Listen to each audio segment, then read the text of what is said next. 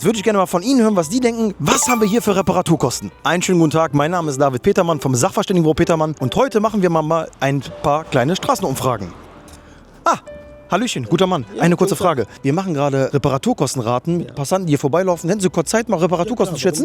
Kommen Sie doch mal kurz mit rein. Wir haben hier einen kleinen Audi A7. Da ist eine Dame aus dem Einkaufsgeschäft raus mit einem Einkaufswagen voller Blumenerde und die ist dagegen gekommen. Jetzt würde ich gerne mal von Ihnen hören, was die denken. Was haben wir hier für Reparaturkosten? 2000, 3000? 2.000, 3.000 Euro, das ist nicht schlecht. Loggen wir jetzt mal ein. Schauen wir mal, was die anderen sagen.